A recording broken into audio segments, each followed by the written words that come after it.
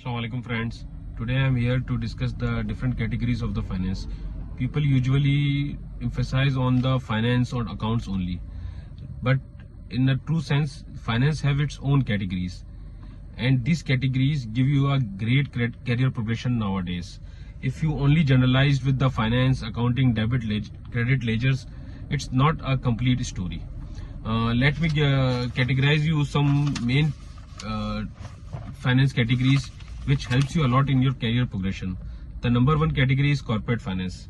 Corporate finance usually comes in balance sheet assessment, financial decisions of the corporations, capital restructuring, financial risk management. These all come under the ambit of corporate finance, and it's a different story. That it's it's not a normal debit credit. It's a corporate finance used for the corporate decisions, and it comes with the seniors positions. The second main category of the finance is investment banking.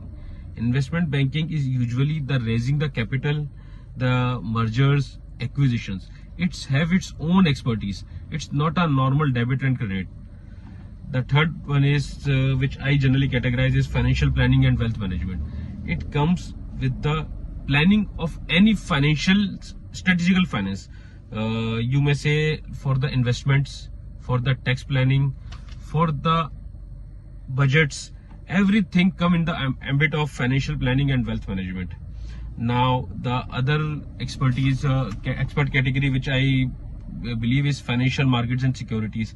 When you come with the financial markets and securities, there is a need of financial assessors who assess the value of the companies and advise investors to invest in the company. It usually comes up with the calculations and do not involve in debit and credit for a number of years. They usually do on the data available. They usually work on the data available and give their opinion what to invest, how to invest. Now the one more category which is very lucrative nowadays is risk management. Risk management is not a debit credit finance.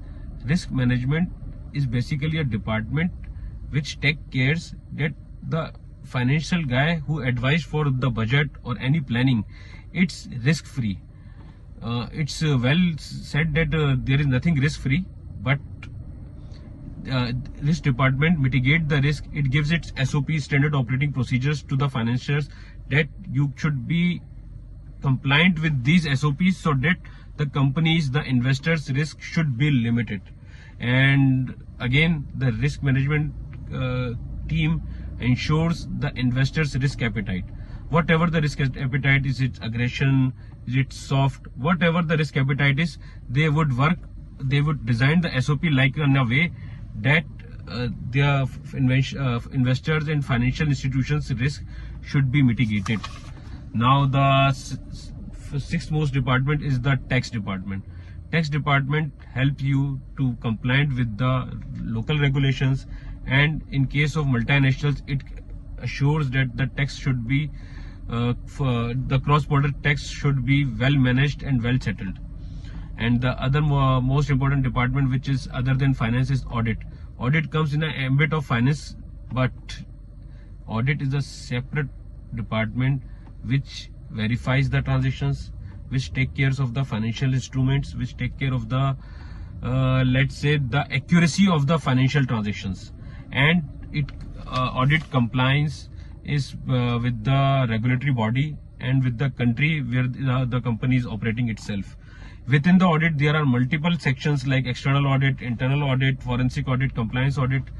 External audit, which is ensured by the external party, and the internal audit is the internal department which companies create usually to ensure the controls over the company. Now the last and not the least, it's the accounting. Accounting is the basic finance which the people generalize in debit credit. Accounting, it's come with the recording of the transactions, while the other categories which we have discussed before, it's for the financial management and planning.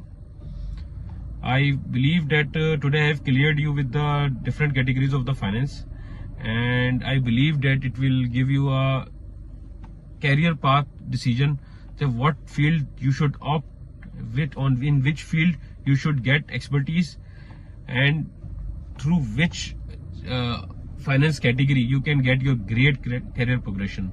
One thing more, always ensure that take the category which gives you a great interest, so that you can enjoy your work.